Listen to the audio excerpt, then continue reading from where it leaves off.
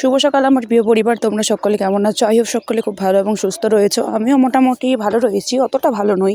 তো যাই হোক, ছোটোদের অনেকটা ভালোবাসা ও বড়োদের প্রণাম জানিয়ে শুরু করছি আজকের ব্লগটি। তো অনেক কিছু ব্লগের মধ্যে করব, অনেক কিছু দেখাবো, শোনাবো। তো তোমরা কিন্তু ব্লগটা কন্টিনিউ করবে, তাইলেই বুঝতে পারবে। আর এখন কিন্তু বাজে হচ্ছে 6টা পার হয়ে গেছে। তো কুয়াশাটা কিন্তু অনেকটা লেভেলের, আর তোমরা দেখেই হয়তো বুঝতে পারছো, মানে ধোয়ার মতন করে উঠছে সামনে দিয়ে। তো টুনটুনিরা খুব চিল্লাচিল্লি করছে, কালকে হয়তো ওদের পেট ভরা সেরকমভাবে পেটটা ভরেনি, খাওয়া হয়নি। তো এই কারণে হয়তো চিল্লাচিল্লিটা একটুখানি বেশিই করছে। তো আমি ওদেরকে সকাল সকাল বের করে দিয়ে সব পুরো উঠান টুঠান ঘর সব কিছু এখন ঝাড় দিয়ে নিচ্ছি। তো এটাই তোমাদের সঙ্গে ব্লগের শুরুতে শেয়ার করছি, তোমরা দেখতে থাকো ব্লগটা, কেউ স্কিপ করো না। তো আমি কয়েকটা দিন খুব তাড়াহুড়োর মধ্যেই আছি, সেই কারণেই হয়তো তোমাদের সঙ্গে ব্লগগুলো ঠিকভাবে কন্টিনিউ করতে পারছি না। তো যাই হোক, তোমরা যারা ভালোবাসা দিয়ে যাচ্ছ বা দিচ্ছ তাদেরকে অসংখ্য ধন্যবাদ।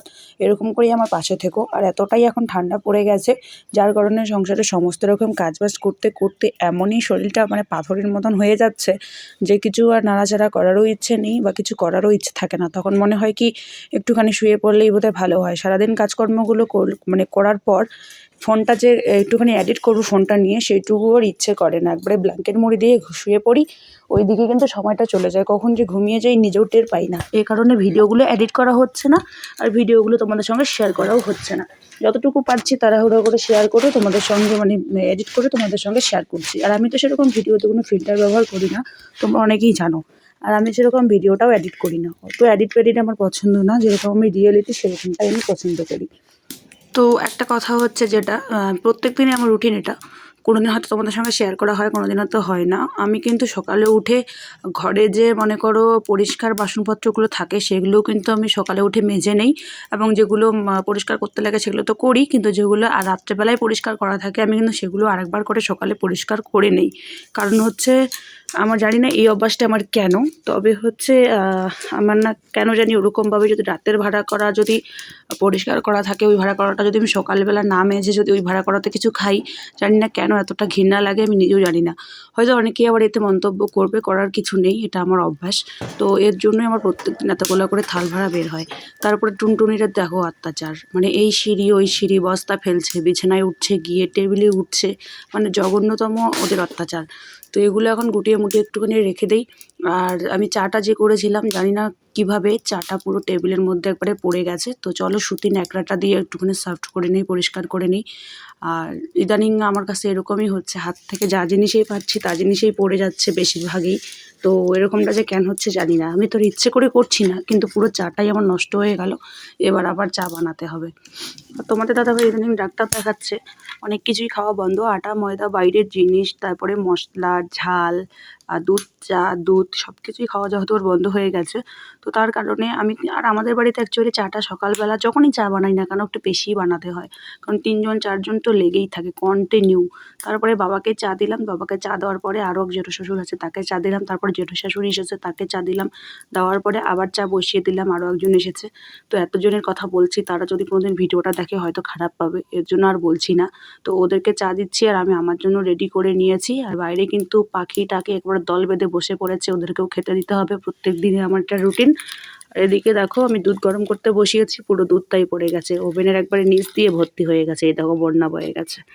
তো জানি না কেন কয়েকদিন থেকে আমার কোনো কিছু মনেই থাকছে না, কোনো কিছু হুঁশ জ্ঞানটা সেরকমভাবে কেন জানি মাথার মধ্যে তো উড়েই গেছে।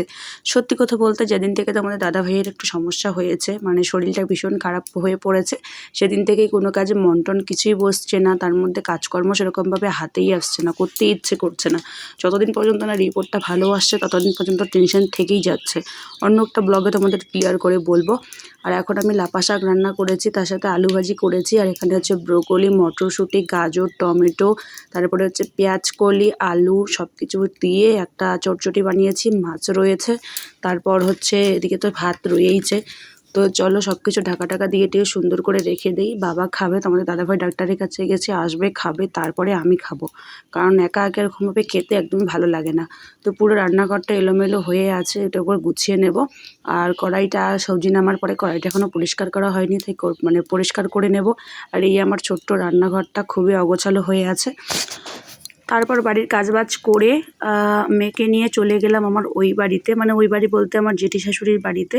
তো ওই দিকে জেঠি শাশুড়ির বাড়ি, জেঠি শাশুড়ির বাড়িতে ননদকে মেয়েকে দিয়ে চলে এলাম। আর কুয়াশাটা আজকে কিন্তু একটুও থামেনি, তো আমার অনেক কাজ পড়ে আছে, সে কারণে ওদেরকে একটুখানি দিয়ে চলে এলাম। আর এই যে জমিগুলো দেখতে পাচ্ছ, এই জমিগুলোতে আমরা শাকসবজি লাগাবো, অনেক কিছু লাগানোও হয়ে গেছে, আবার লাগাবো, অবশ্যই তোমাদের সঙ্গে শেয়ার করব। আর তোমাদের দাদাভাই হচ্ছে 8 কেজির বেশি ওজন নিয়ে ভারী কাজ করতে পারবে না জন্য, মানে বাবার কাছে বাবা বলেছিল যে বাড়ি কোনো কাজ করতে হবে না, এখন আপাতত এগুলোতেই করে খা।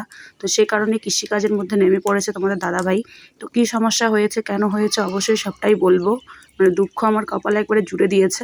তারপরে এদিকে শাকসবজি, কালকে আমাদের বড় গরুটা উঠে একবারে পুরো সরিষে ক্ষেতটাকে ভেঙে মুচড়ে শেষ করেছে, বেগুন গাছটা পুরোটাই খেয়েছে, পটল গাছগুলোকে তুলে দিয়েছে, মানে একবারে নৈরাঙ্কার করে দিয়েছে চারিদিকটা। তো দেখো আমার কত কিন্তু শাকসবজি হয়েছে, যেই শাকগুলো আমি এখন খেতে পারছি না, বা অনেকেই নিয়ে যাচ্ছে। তোমাদেরও যাদের ইচ্ছে হবে এই লাফা শাক খাওয়ার, অবশ্যই এসে নিয়ে যাবে। আর এই যে দেখতে পাচ্ছ এই চাষবাস করাগুলো প্রত্যেকটাতেই কিন্তু মানে চাষ করা হবে এবার। আমি মানে সত্যি কথা বলতে আমিই করব। তো যাই হোক, খুবই ভালো লাগে আমার কৃষিকাজ করতে, এটা ওটা বুনতে। আর এদিকেও কিন্তু রয়েছে অনেক কিছু শাকসবজি, তোমরা তো আগের ব্লগে দেখেইছো, নতুন করে আর বলছি না। তো বেশি ব্লগটা আজকে বেশি বড়ও করব না, কারণ আমার অনেক কাজ পড়ে আছে, সে কাজগুলো করতে হলে ক্যামেরা ধরার মতন সামর্থ্য হবে না, কারণ হচ্ছে মেয়েকে যেহেতু রেখে এসেছি, কখন কান্না করবে, কখন চলে আসবে, তখন আবার কাজ করতে পারবো না। আর আমি কিন্তু 2টো টেবিল কভার নিয়েছি, আরও বিভিন্ন ধরনের জিনিসপত্র নিয়েছি, তোমাদের সঙ্গে অবশ্যই শেয়ার করব। তো যাই হোক বন্ধুরা, আজকের মতো ভিডিওটা এখানেই শেষ করছি। ভিডিওটা কেমন হচ্ছে অবশ্যই কমেন্ট করে জানাবে, ভালো লাগলে লাইক কমেন্ট শেয়ার এবং সাবস্ক্রাইব করে আমার পাশে থাকবে। আর বিভিন্ন কাজের মধ্যে ব্যস্ত আছে জন্য সেরকমভাবে ভিডিওগুলো শেয়ার করা হচ্ছে না, অবশ্যই আজকে বা কালকের থেকে তোমরা কন্টিনিউ ভিডিও দেখতে পারবে। তো চলো আজকের মতো এ পর্যন্তই, তোমরা একটুখানি ম্যানেজ করে নিও, পরবর্তীকালে এরকম ভুল আর হবে না। তো চলো।